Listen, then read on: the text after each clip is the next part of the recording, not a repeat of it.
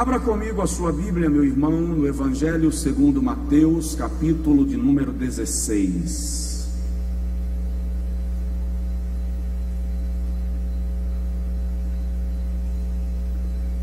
Versículo de número 18. Pois também eu te digo que tu és Pedro, e sobre esta pedra edificarei a minha igreja, e as portas do inferno não prevalecerão contra ela. Pois também eu te digo que tu és Pedro, e sobre esta pedra edificarei a minha igreja, e as portas do inferno não prevalecerão contra ela.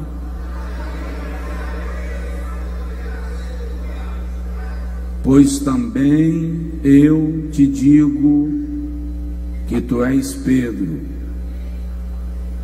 e sobre esta pedra edificarei a minha igreja, e as portas do inferno não prevalecerão contra ela.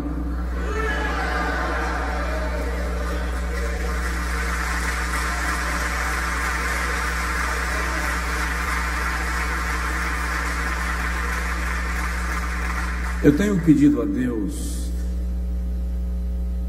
que a nossa pregação, não me refiro só ao dia que eu prego, ao dia que outros pastores nossos ministram aqui, ou alguém que seja convidado, que a mente da igreja seja sensibilizada e aberta para assimilar a revelação da palavra, porque só por meio da assimilação da palavra, do recebimento e da compreensão dela, as coisas começarão a mudar na nossa vida. Amém? Não pode ser apenas um sermão mais para embelezar o culto, encher o espaço do tempo e tal, um chavão para lhe empolgar e você sair daqui do mesmo jeito que entrou, e às vezes até pior, porque sofreu uma chateação e tal. É preciso que a palavra gere mudança em nossa vida. Amém? Nós começamos a falar aqui há 3 semanas sobre batalha espiritual, e como eu disse, nós vamos ficar algumas semanas falando não necessariamente sobre batalha espiritual, mas assuntos que estejam dentro deste contexto, para trazer alguns esclarecimentos e algumas orientações bíblicas, a fim de que a igreja se conduza com equilíbrio. Diga comigo, equilíbrio. Eu falei aqui na primeira terça-feira que todo assunto na Bíblia requer equilíbrio, e quando se fala de batalha espiritual, eu quero exigir um pouco mais, no sentido de sermos ainda mais coerentes com a expressão, porque infelizmente o tema se tornou ou ganhou um certo modismo para algumas pessoas. Elas vivem como se nós estivéssemos numa guerra de medição de forças contra o poder das trevas. E eu já disse aqui nestas semanas que esta batalha não é para medir forças, não é para ver quem tem mais força, se Deus ou se o diabo, se o bem ou se o mal. Não é isso. Deus é o Todo-Poderoso, Ele não precisa disputar, medir força com ninguém. Ele está acima de qualquer força, poder, nome que se nomeia, não só neste século, mas no vindouro. Tá? Esta batalha é uma batalha de tomada de território, e eu falei aqui semana passada sobre como Adão, ao pecar, Adão, ao desobedecer a Deus, entrega gratuitamente nas mãos de Satanás a escritura da terra, ou seja, o direito de domínio. porque Deus olha para Adão e diz: domina.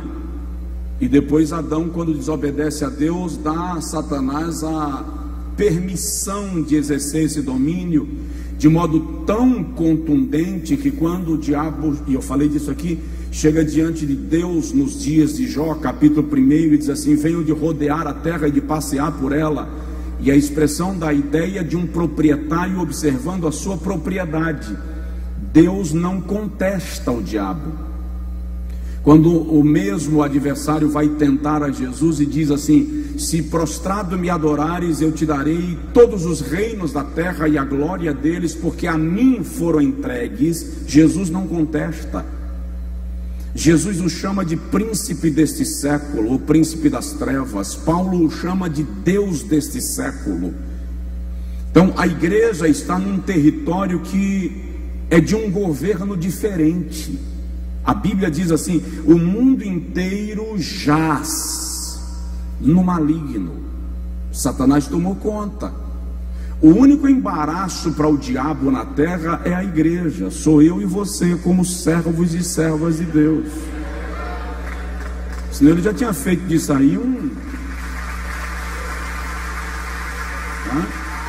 Mas compreender esse assunto, como eu estava falando, requer equilíbrio para a gente não cair nessa brincadeira exacerbada, talvez até bem intencionada de alguns, mas que não tem o respaldo bíblico de acharmos que nós estamos todo dia, você vence o diabo, amanhã ele volta de novo. Parece a guerra do He-Man contra o esqueleto. Todo dia tem um episódio diferente e está lá todo dia. Essa batalha que nós estamos é a batalha para tomar, saquear o inferno e povoar o céu. Diga amém. Então nós falamos aqui na primeira semana sobre a origem dessa batalha e a organização hierárquica do poder das trevas, conforme Paulo nos informa na epístola aos Efésios capítulo 6, tá? Depois, semana passada, nós falamos aqui sobre quando esta guerra desce para o âmbito físico, para o mundo dos homens, quando Satanás resolve tentar a coroa da criação, o homem, e o derruba, e o faz pecar. E de que forma Deus cria uma estratégia através da mulher, planejando o resgate e a restauração da humanidade, fazendo da mulher nascer o varão que esmagaria e que esmagou a cabeça da serpente na cruz do Calvário. Uma das coisas que eu pontuei semana passada com os irmãos e não detalhei é que quando Adão peca, quando Adão desliza, quando ele come do fruto que o Senhor lhe havia ordenado que não comesse, e é interessante que a Bíblia quase nunca faz menção de Eva ter comido do fruto, faz menção de Adão, porque a raça humana peca em Adão. A raça humana peca em Adão, tá? Então, quando isso acontece, o Senhor já lança, o Senhor já reage, e ele diz assim: da semente da mulher levantarei o varão que esmagará a cabeça da serpente. E a partir daí, o irmão percebe que todo o cenário veterotestamentário é a construção da plataforma para a chegada da semente da mulher, o Messias prometido, o Jesus o Nazareno, o esperado e desejado das nações.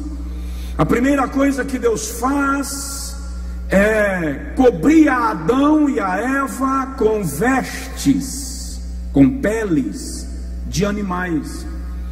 E os textos mais antigos acrescem o adjetivo peles frescas, o que dão a ideia de que aquela pele de animal estava ensanguentada, ou seja, é o primeiro sacrifício feito por causa da humanidade.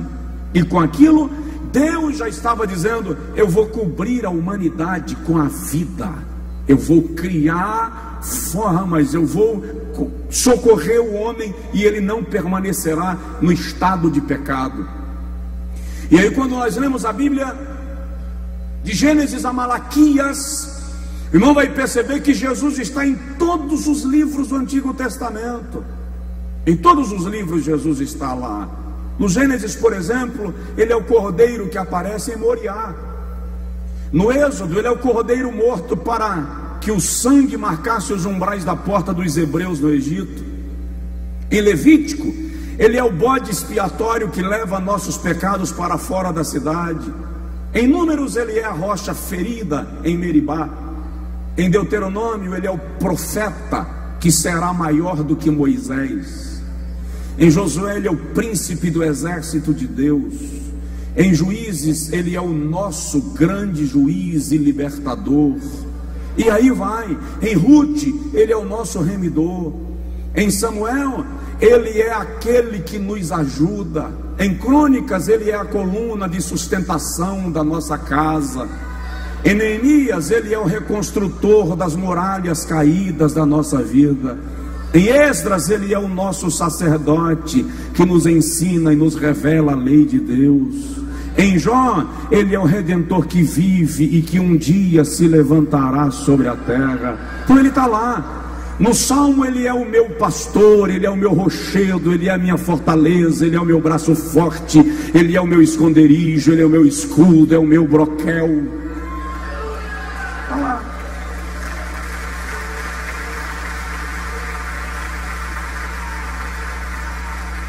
Essas referências, que em alguns casos os teólogos chamam de tipologia, falam de Jesus. Provérbios, ele é a sabedoria. Em Eclesiastes, ele é o pregador. Em Cantares, ele é o noivo amado. Em Isaías, ele é o conselheiro, Deus forte, maravilhoso, o Pai da eternidade, o príncipe da paz. Em Jeremias, é o renovo justo. Em Lamentações, ele é o nosso profeta lamentador. Em Oséias, é o marido fiel. Em Ezequiel, ele é o filho do homem. Em Daniel, ele é aquele que vem caminhando sobre as nuvens, que recebeu um cetro, e o seu reino será eterno e jamais terá fim. Ele está lá. Então Deus, ao longo de todo o Antigo Testamento, foi dando flashes, foi dando luzes, foi sinalizando que ele não havia esquecido da profecia do Éden. Em Joel, ele é o batizador com o Espírito Santo. Em Naum, ele é aquele que se levanta e as rochas se dissolvem.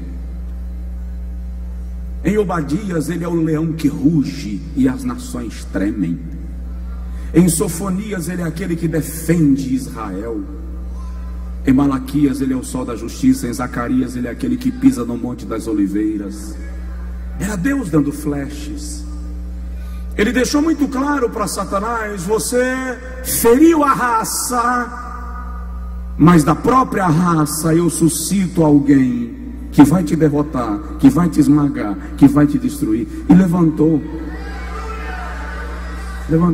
Ano 5, antes da era cristã, Virgem Maria, desposada, aguardando o dia do seu enlace matrimonial. E o anjo chega lá e diz assim, Lucas 1:26, salve agraciado, o Senhor é contigo. E Maria fica pasmada. Que é isso? Como isso acontece? Quem é? Não temas, porque achastes graça aos olhos de Deus. Em teu ventre conceberás e darás à luz a um filho, e o seu nome será Jesus, porque ele salvará o mundo dos seus pecados. E Deus lhe dará o trono do seu pai Davi, o seu reino será eterno e jamais terá fim. Como se dará isso, uma vez que eu não conheço o varão? O Espírito do Altíssimo te cobrirá com a sua sombra. Por isso mesmo que de ti sairá, será chamado o Santo Filho de Deus. Deus está reagindo diante da queda da raça. E isso isso aqui está dentro do contexto da batalha espiritual, tá? Aí Maria fica grávida. José resolve ir embora para não comprometê-la. Ele resolve atrair sobre si a culpa. E o anjo lhe aparece e diz: não temas receber Maria por tua mulher, porque o que nela está gerado é obra do Espírito Santo. José para. Época época de nascimento do menino, Jeová havia dito através de quem, irmãos? E tu, Belém Efrata, posto que és entre as mulheres de Judá, entre as menores cidades de Judá, Sofonias 5:2.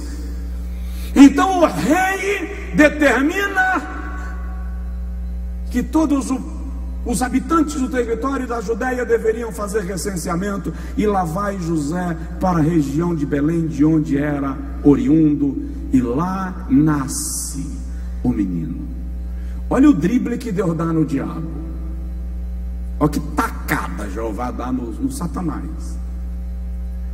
Porque quando o menino nasce, aparecem uns magos lá de bobeira no palácio de Herodes e diz assim: onde está o rei dos judeus? Porque nós vimos a sua estrela e viemos adorá-lo. Herodes então descobre, pela análise das profecias, que o menino deveria nascer em Belém, e diz aos magos: ide adorai-o, e quando encontrares, voltem por aqui e me digam, porque eu também quero ir adorá-lo.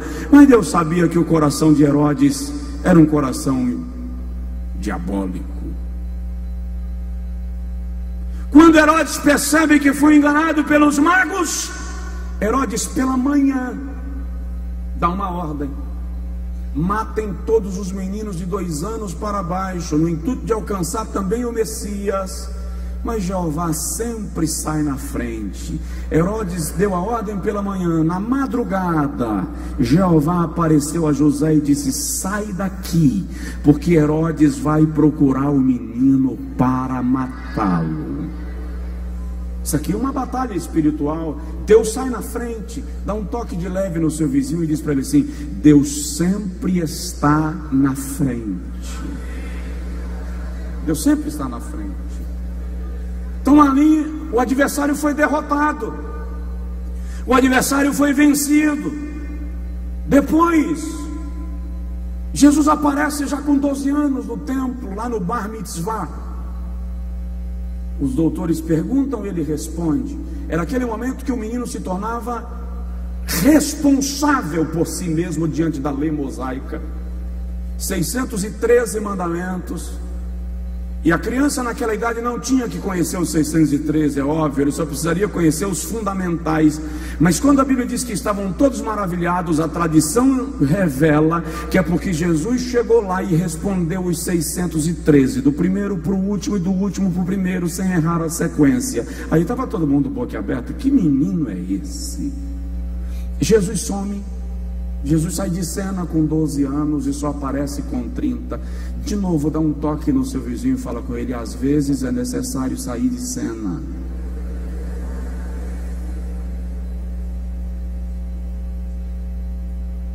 Com 30 anos, Jesus aparece para ser batizado por João. E quando Jesus desce às águas batismais, Mateus 3, 16 a 18, a Bíblia diz que quando ele vai saindo das águas, o Espírito Santo que repousa sobre ele como pomba, porque presta atenção, o Espírito não repousou sobre ele depois que ele saiu das águas. Quando ele chegou para ser batizado, o Espírito já estava sobre ele, tanto estava que João Batista viu. Olha João, Evangelho segundo João, capítulo 1, versículo 31. João Batista diz assim: eu não o conhecia. Lembra, por favor, pelo amor de Jesus, que o João, escritor do Evangelho, não é o mesmo João Batista, tá? São pessoas diferentes. Então aqui em João 1,31, quem está falando é João Batista, é só ler o contexto. Aí João Batista diz assim: eu não o conhecia, mas para que ele fosse manifestado a Israel, vim eu, por isto, batizando com água. E João testificou dizendo: eu vi o Espírito descer do céu como uma pomba e repousar sobre ele. E eu não o conhecia, mas o que me enviou a batizar com água, esse me disse: sobre aquele que vires descer o Espírito e sobre ele repousar, esse é o que batiza com o Espírito Santo. Por que João Batista não quis batizar Jesus? Por que João Batista olha para Jesus e diz: eu é que careço ser batizado por ti, e tu vens a mim? Porque quando Jesus estava em pé na fila para ser batizado, e João Batista deu uma olhada, porque Jeová já tinha dito um sinal: quando o Messias chegar, o sinal é esse, o Espírito estará sobre ele. E João agora começou a procurar, todo mundo que chegava, João dava uma olhada para ver se o Messias já tinha, eram primos, tá? Jesus e João Batista eram primos, e João está olhando e procurando, de repente chega Jesus, o primo, para ser batizado, mais ou menos assim: você estava comigo o tempo inteiro e eu não vi, não posso lhe batizar, eu tenho que ser batizado por você. Aí Jesus diz: deixa para que se cumpra toda a justiça. E quando João batiza Jesus, então a voz do céu brada e diz: este é o meu filho amado, em quem tenho prazer. Você está entendendo? Diga amém, diga glória, diga uma coisa. Deixa eu te falar um negócio, eu vou abrir um parêntese. Quando você dá glória a Deus ou você aplaude, você não está elogiando a minha pregação, você está dando glória a Deus pela revelação que você recebeu. Entendeu? Não é para aplaudir o pregador, que não é o pregador se humilhar. Você está dizendo a Deus: que revelação linda, vou te louvar. Você está dizendo a Deus: que coisa bela, eu te aplaudo. Você está dizendo: eu entendi, Jeová, tomo posse. Entendeu? No Canadá, quando eu já falei isso aqui, você está pregando no Canadá, o irmão, eu tomei um susto, o irmão parte de lá para cá e chega perto do púlpito e começa a bater em cima do púlpito. É uma tradição deles, é uma forma de dizer assim: eu selo essa palavra, eu recebo essa palavra. Então vamos lá. Aí Jesus é conduzido pelo Espírito Santo ao deserto para ser tentado pelo diabo. Olha Jesus vencendo o diabo de novo. Se tu és o Filho de Deus, Mateus 4, Lucas 4, mande que estas pedras se transformem em pães. O diabo estava tentando Jesus aqui nos apetites físicos, e Jesus responde: nem só de pão viverá o homem, mas de toda a palavra que sai da boca de Deus. Isso está escrito. Então Jesus rejeita a tentação e vence o diabo pela palavra. Mas o diabo desistiu? Não. O levou ao pináculo do templo e disse para ele assim: lança-te daqui abaixo. Está escrito no Salmo 91 que os anjos receberam ordem a teu respeito para te guardarem. Eles vão te sustentar com as mãos para que tu não te machuques em pedra qualquer, em pedra alguma. E Jesus olha para o diabo e diz assim: também está escrito: não tentarás ao Senhor teu Deus. Irmão, deixa eu te falar, usar um texto sem análise do contexto para justificar uma tese vira pretexto. O diabo queria pegar um versículo isolado para convencer a Jesus. O autor, aliás, ele não é o autor, ele é a própria palavra, ele é o Logos de Deus. No princípio era o Verbo, o Logos, e o Verbo estava com Deus, e o Verbo era Deus. Jesus venceu o diabo ali. De repente Satanás faz uma proposta para Jesus que eu não sei quantos rejeitariam nessa briga de poder que o mundo vive.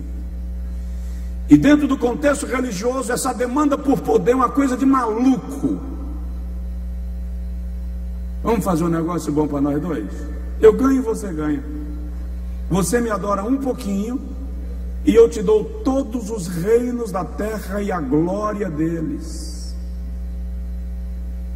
Aí Jesus diz assim: vai-te, Satanás. Jesus o repreende: sai daqui, porque está escrito: ao Senhor teu Deus adorarás, e só a Ele servirás. Jesus o venceu.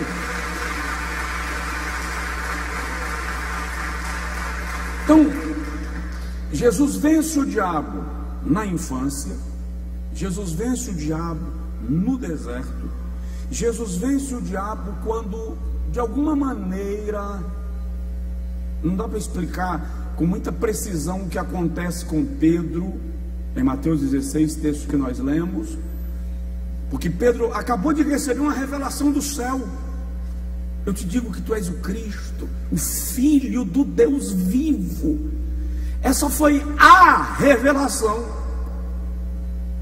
É que a gente, não sei porquê, a gente começa a ler a coisa de maneira meio simplificada, mas a maior esperança de Israel, ficando velho e ficando gago, só o sangue, a maior esperança de Israel era a chegada do Messias. E quando Pedro diz, tu és o Cristo, Filho do Deus vivo, Pedro está reconhecendo o que nenhum judeu reconheceu, nem antes nem depois, que Jesus era o Messias. Jesus era o Messias. Aí Jesus diz assim, Pedro, você é muito bem-aventurado, você acabou de ser honrado, porque quem te revelou essa verdade não foi a tua inteligência, carne ou sangue, mas o meu Pai que está no céu. Daqui a pouco Pedro está dizendo assim, ô mestre, Deus acabou de me revelar que tu és o Filho do Deus vivo, então eu posso me sentir no direito de achar que sou mais inteligente do que tu. Então Jesus está dizendo, é necessário que eu morra, que eu seja martirizado, ao terceiro dia eu vou ressuscitar. Pedro chama Jesus separado e diz assim, mestre, para com essa conversa besta, negócio chato, você está falando que vai morrer, para com isso. Jesus diz assim, para trás de mim, Satanás, tu não pensas nas coisas que são dos céus, mas nas coisas que são da terra. Olha para cá, é incrível como nós podemos ser usados por Deus agora e daqui a pouco está dando lugar para o diabo. Isso também é batalha espiritual. Jesus venceu o diabo aqui. Jesus venceu o adversário na cruz do Calvário, venceu no Getsêmani. Pai, passa de mim este cálice sem que eu beba. Você já parou para imaginar se Jesus não tivesse morrido, o que seria de mim e de você? Já pensou nisso? Não. Se Deus dissesse assim, filhão, o pai, filhão, você não tem que morrer, deixa eles se virarem, cada um que leve sobre si a culpa, vem para cá que eu te glorifico novamente. Já parou para analisar o que seria de você e de mim? Mas aí vem uma revelação que é poderosíssima. O projeto da salvação não começou no Éden. O projeto da salvação foi estabelecido na eternidade, muito antes do Éden. A Bíblia chama Jesus de Cordeiro morto desde a fundação do mundo, Apocalipse 13:8. E fundação do mundo ali não é criação do Éden, fundação do mundo ali é desde que os mundos foram criados. Então o que Deus faz? João diz que o Senhor mandou um anjo para consolar Jesus. E a Bíblia não diz o que o anjo disse para Jesus. A Bíblia só diz que em seguida ele diz assim, faça-se a tua vontade e não a minha. E Jesus vai para a cruz. Eu não vou detalhar agora, o tempo não seria possível, mas Jesus passa por todo o processo do patíbulo da cruz. Ele é julgado, surrado, machucado, 39 chicoteadas segundo a lei, sob chicote romano. O que tem a ver o chicote romano, pastor? Tudo, muda tudo, porque de chicote eu também já apanhei. Mas o romano era feito com tiras de couro de boi ou de carneiro, ressecada. Em todo o chicote, toda a tira do chicote, haviam pedaços de chumbo. E na ponta do chicote, pedaços de osso de chifre de carneiro. E a história revela que quando o chicote colava nas costas do réu, e a ponta com osso de carneiro grudava na pele e puxava de volta, vinha trazendo tiras de carne viva. E o diabo olha, e é possível que estivesse dizendo: agora quer é ver o Filho de Deus. Coroa de espinhos, nas ruas de Jerusalém caminhando, enquanto alguns cospem, uns riem, outros falam dele, e ele vai caminhando e levanta a cruz. Diz assim para o teu vizinho: minha e tua. A cruz era nossa. Vai subindo Gólgota, chega lá em cima que jogam a cruz. O desejado das nações deita-se sobre ela, cravos lhe traspassam mãos e pés, e ele é erguido e exposto. Cadê a vitória? 3 horas na cruz. 3 horas na cruz, agonizando. E a medicina moderna diz isso porque quando o soldado lhe fere o lado, posteriormente sai água, a partir dos sintomas que envolvem, a medicina diz que Jesus não morreu por causa da crucificação em si, não por causa dos pregos, mas porque a dor foi tão horrenda, foi tão violenta, que o miocárdio não resistiu e rompeu. O coração partiu. O músculo não resistiu e partiu. Mas quando ele está perto de morrer, antes da sua morte, Jesus diz assim: Pai, perdoa-lhes. Eles não sabem o que fazem. É um bando de ignorante. Eles têm as escrituras nas mãos, mas não conseguem discerni-la. A pior tragédia na vida de um povo que tem a escritura é não conseguir discerni-la.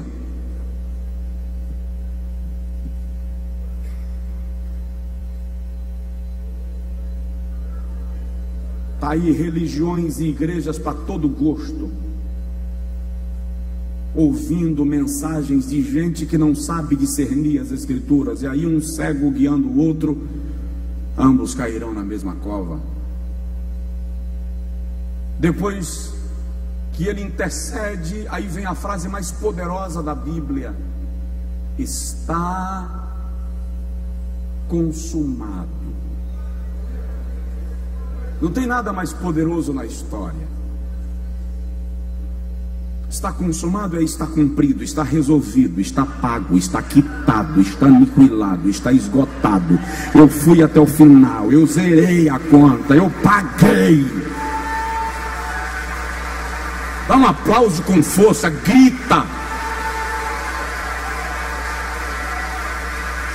Quer saber? Aplauda em pé. Ele merece. Ele merece. Ele merece. Ele merece. Ele é o Cordeiro que foi morto, mas vive.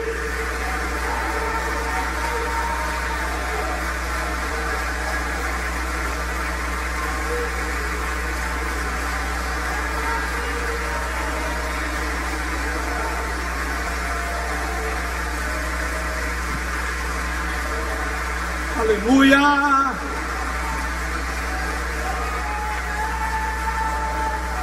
Sente-se. A maior derrota que Satanás já experimentou na sua vida foi esse: está consumado. Porque esse está consumado significa: você não tem mais poder na vida dele, você não tem mais poder na vida dela. É isso que significa.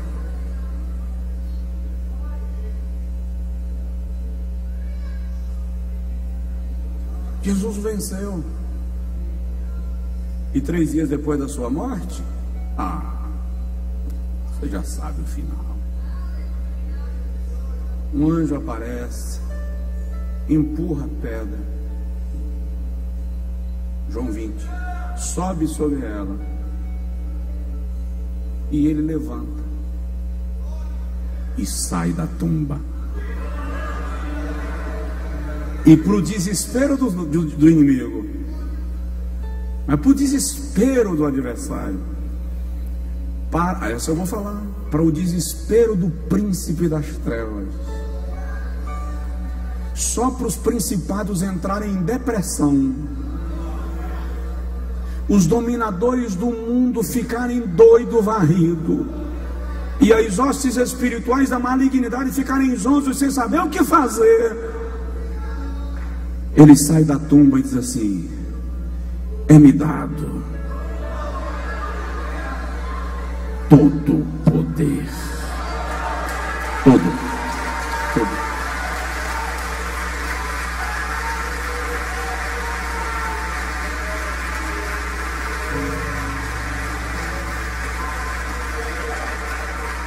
Eu acho que é Mateus quanto? 28 alguma coisa, 28, 18 talvez.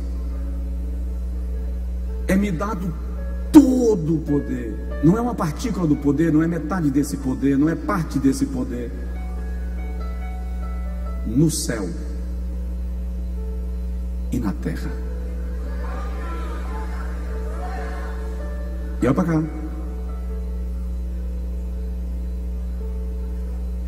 Oranos é esse céu que eu e você enxergamos, esta abóbada azul. Mesorâneos, palavra grega que define o céu planetário, onde está o quartel-general das trevas. E eporâneos, terceiro céu, morada do Altíssimo. E olha para cá. Quando Jesus diz: me dado todo o poder no céu e na terra, ele está dizendo: eu domino Mesorâneos, o céu planetário. Ele está dizendo que o príncipe das trevas, o diabo, o bicho ruim, o pé redondo, coisa chata, é mau, é forte, é ruim, mas está debaixo do poder que foi conquistado na cruz do Calvário. É-me dado todo o poder no céu, portanto ele não faz o que quer, ele não age onde quer, ele não atinge você quando quer, porque é-me dado, disse Jesus, todo o poder.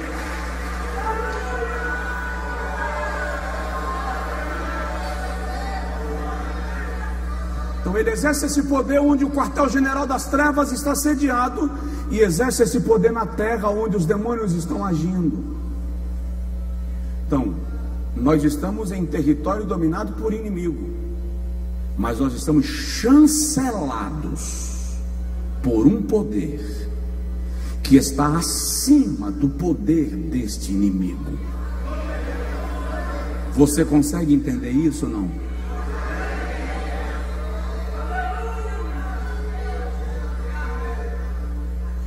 Então essa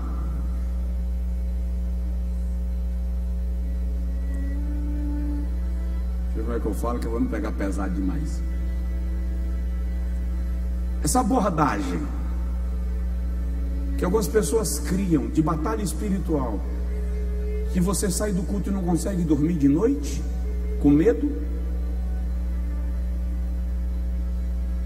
do diabo lhe deixar dormir. Não, eu não vou pregar certas coisas não, porque pode ser que o diabo mande seta. Ele está mandando todo dia, irmão. Todo dia. Deixa eu falar um negócio com vocês. Eu comecei a ouvir muita pregação dentro desse contexto há uns 18 anos atrás. E teve coisa que eu parei de falar. Eu não vou falar não, porque se o inimigo pega na esquina aí, eu estou enrolado. Comecei a ficar com medo desse negócio. Manda numa seta, arrebenta tudo. E um dia eu comecei a estudar sobre isso. E comecei lendo o livro de Jó. Não dá para eu falar de algumas curiosidades interessantes do livro de Jó agora, porque não é o ponto. Mas por que Deus deixa o diabo fazer com Jó aquilo que fez? O que é isso? É você sentido? Essa era a minha abordagem. Falei disso aqui um domingo desses atrás. De repente eu encontrei um versículo no livro de Jó. Deixa eu ver se eu o encontro de novo, porque quando Jó diz assim: se eu tivesse intercessor, se eu tivesse sacerdote, se eu tivesse alguém, 9:33, que julgasse a minha causa, que ficasse entre eu e ele,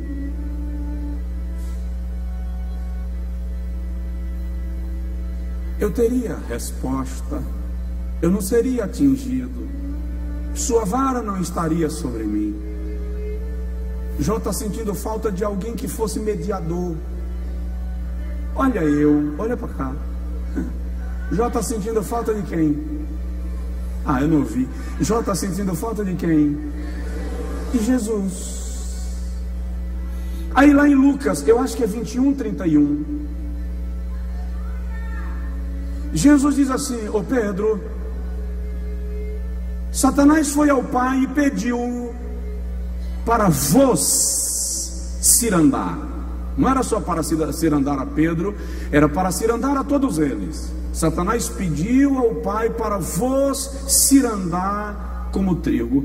Cirandar ali é a mesma expressão usada para peneirar, sacudir, balançar.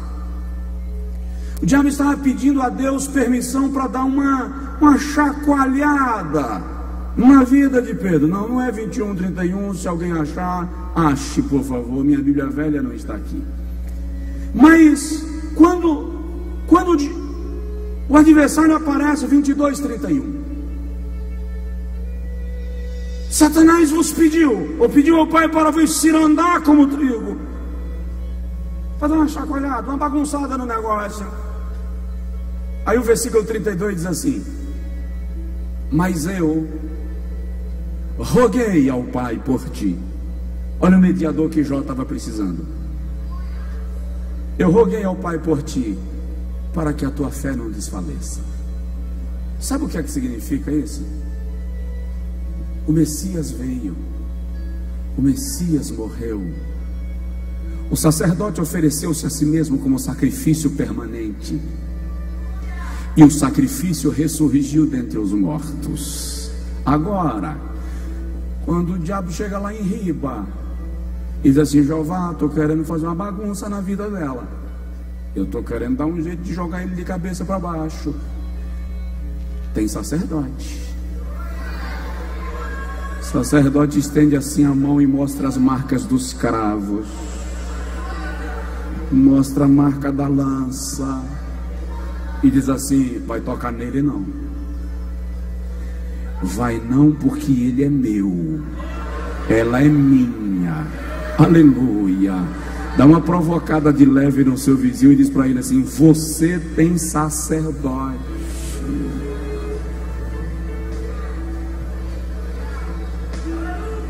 Pastor, então essa batalha espiritual não existe? Existe, mas não dentro desse contexto que muitas vezes se tenta forçar o negócio. Não é assim. Tem gente endemoniada por aí? Tem um bocado. Isso é batalha espiritual. Agora ninguém me convence, por favor. Eu não quero dizer a minha teologia, a minha concepção teológica não consegue assimilar a ideia de um crente salvo endemoniado. Não consigo assimilar. Isso é tradição reformada? Talvez. Mas se o Espírito Santo habita em você, dá para admitir o diabo entrando na casa onde o Espírito Santo está morando? Não.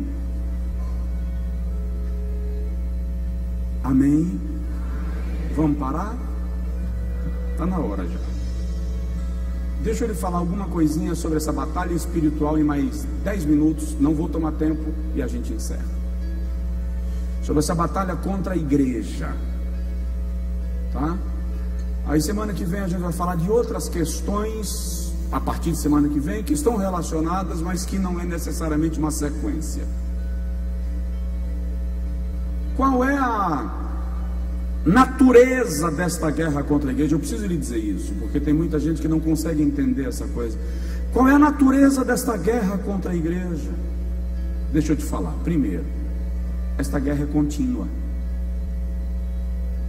Essa guerra é contínua. O tempo inteiro. O tempo inteiro o adversário está te perturbando, está tentando criar situações. O tempo inteiro o adversário está oprimindo pessoas. 1 Pedro capítulo 5, versículo 9.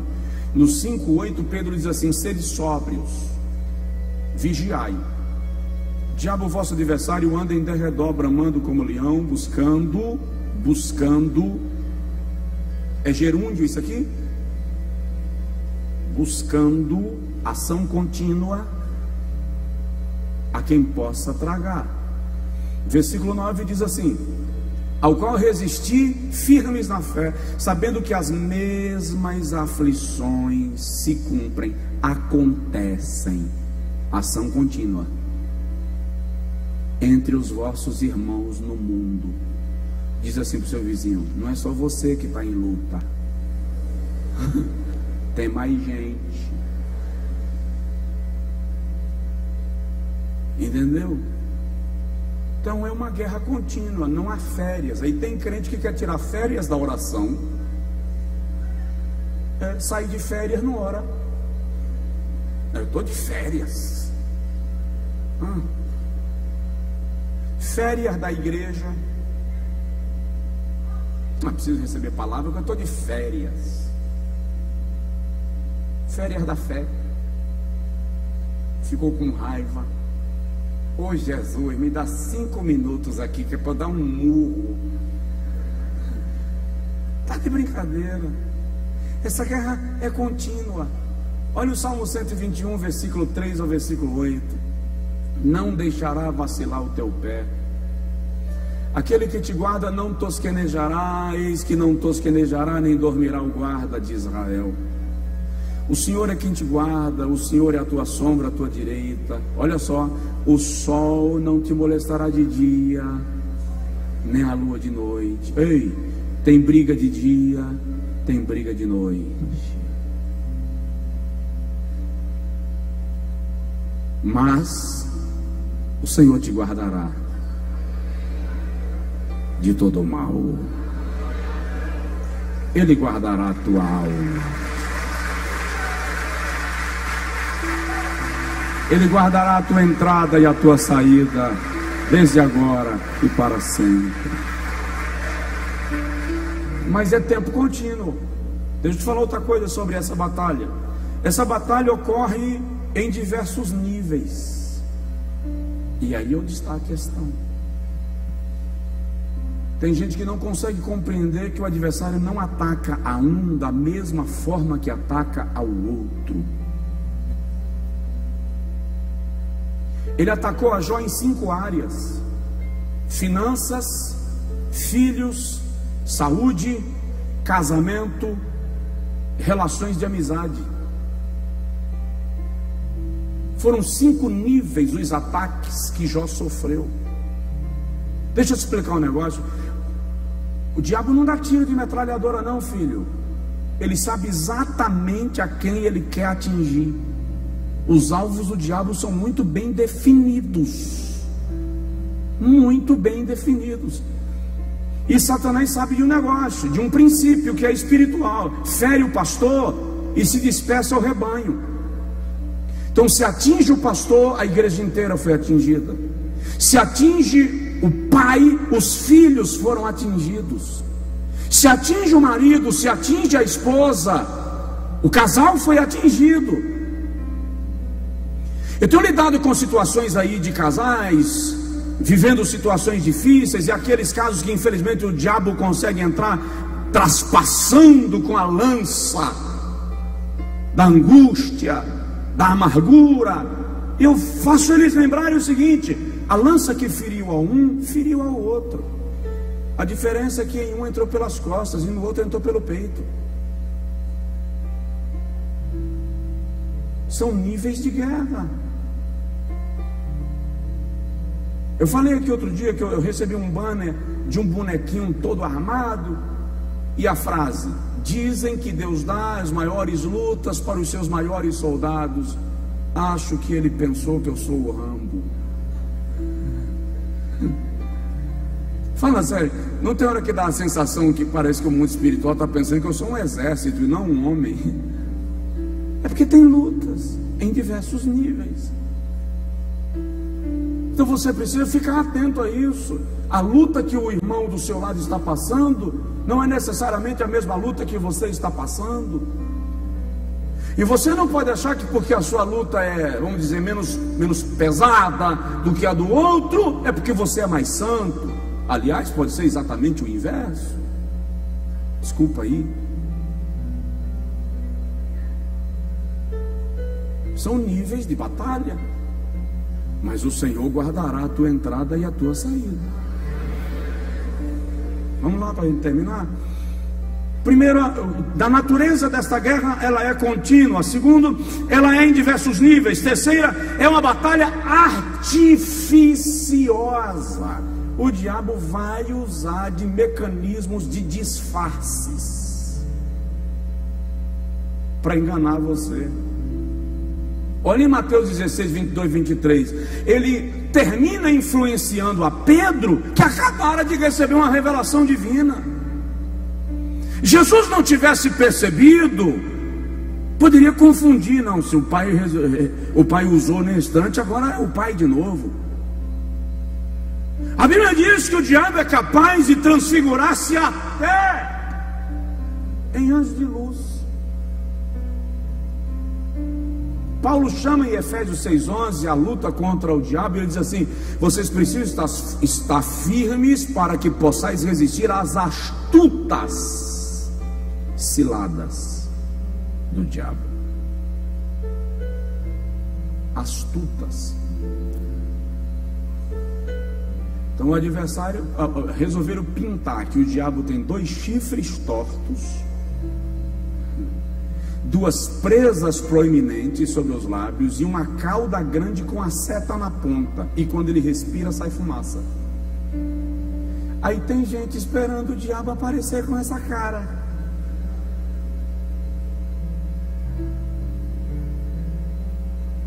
Mas ele é artificioso, é astuto. Diz para o seu vizinho assim: então vigia.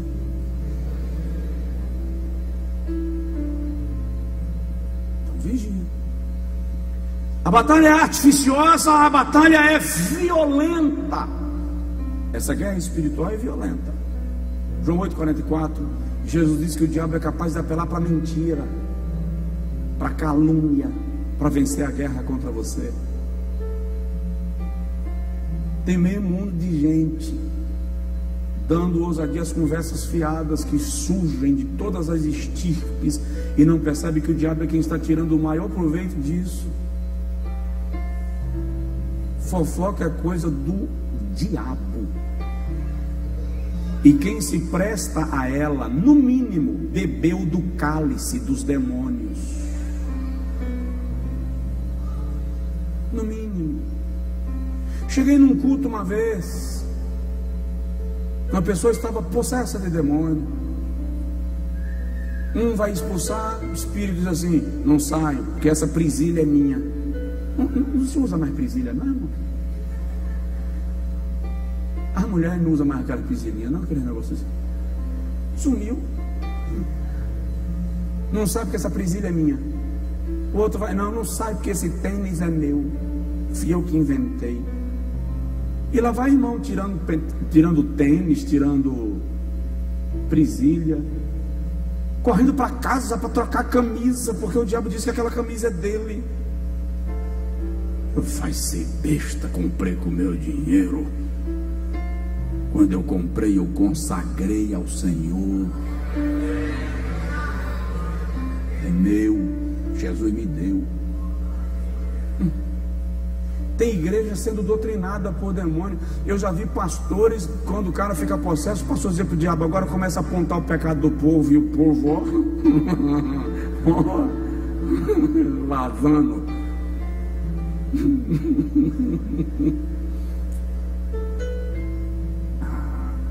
Isso é imaturidade.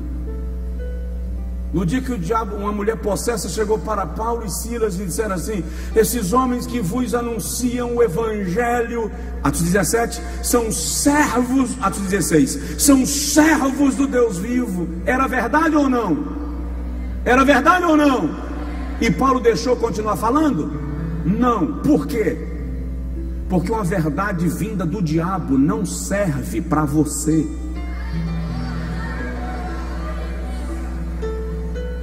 Você só precisa do que Deus disse ao seu respeito.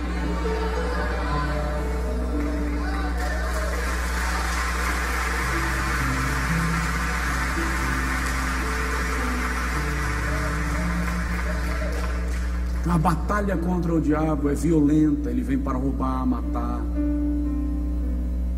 É insidiosa, ele apela para a mentira, para a calúnia, para os artifícios. A batalha contra o adversário é intimidadora. Não me diga que você nunca sentiu medo, não. Que se você nunca sentiu, eu vou acreditar que você ainda não enfrentou uma.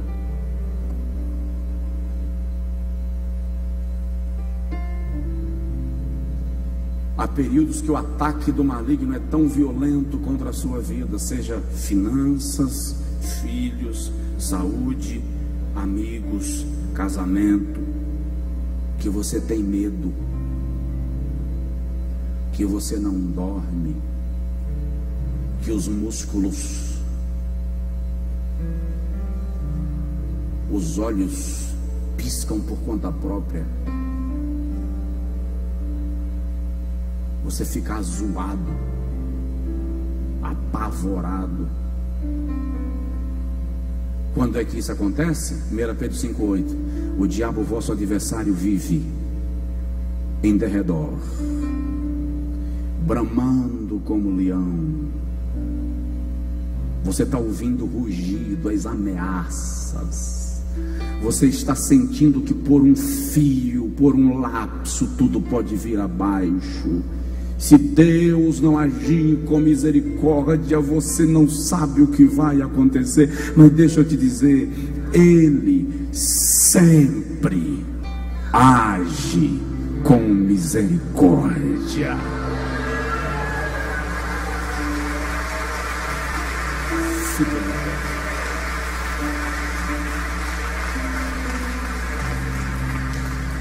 Ele sempre age com misericórdia. Esteja de pé, por gentileza.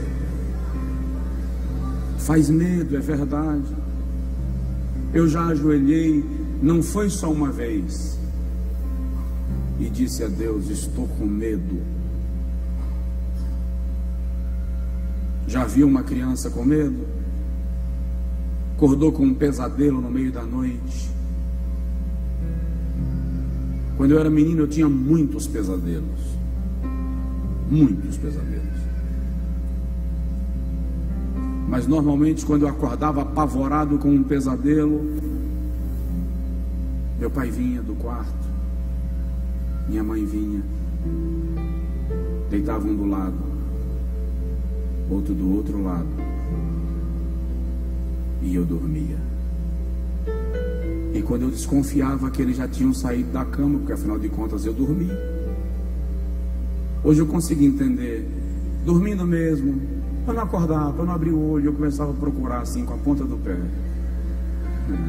para ver se eu encontrava. Porque se eu encontrasse, eu simplesmente me entregava ao sono de novo. Quando você sentir medo, procura Jesus. Ele está sempre perto. Ele está sempre perto. Você vai vencer. Ore comigo agora. E rejeite o medo. Rejeite o espanto noturno. Rejeite o pavor. Rejeite toda a chantagem do diabo contra a sua alma. Rejeite. Se o seu filho ou sua filha vive tendo pesadelos, comece a orar agora e repreender.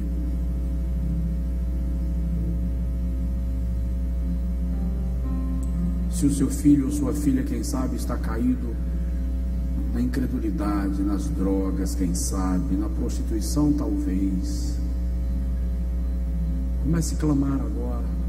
Rejeite isso. Se você sente que alguém investiu contra a sua vida, se utilizando de oferendas para o maligno, rejeite isso agora em oração. Rejeite isso pela fé. Se aproprie da autoridade do nome de Deus, que é o nome todo-poderoso. Ó Pai, nós ouvimos a Tua palavra e a recebemos. É a palavra da fé que nos orienta, que nos guia. Nós sabemos, Senhor, o quanto é real essa luta. Queremos escapar dos exageros, dos abusos, mas queremos compreender pela Tua palavra o que isso significa e nos apropriarmos da vitória pela fé. Senhor, afasta o inimigo, afasta, neutraliza. Nós rejeitamos a sua operação na nossa vida, na nossa casa. Nós rejeitamos a operação do medo. Nós rejeitamos a operação da ameaça maligna. Nós rejeitamos, Senhor, todo o ninho do adversário, em nome de Jesus. Tem algumas casas aqui representadas, Senhor, que estão em estado de miséria. Não estou falando de pobreza, estou falando de miséria, bagunça, desordem, espíritos de destruição. Nós os repreendemos em nome de Jesus. Toda a ação das trevas contra esta casa, Senhor, seja repreendida no nome de Jesus. Contra esta família. Oh Deus, magnífico é o Teu nome. Não deixa ninguém sair daqui agora, Senhor, nesta noite, sem compreender a área que precisa ser coberta pela Tua presença e se apropriar da autoridade que há no nome de Jesus Cristo. Oh Pai, em nome de Jesus nós declaramos a vitória segundo a Tua palavra. Quem porventura veio esta noite carregado de opressão, Senhor, quem porventura veio nesta noite carregado de influência maligna, quem veio nesta noite, Senhor, para observar, com o intuito de desconstruir, onde estão sendo planejados nesta noite oferendas ao maligno,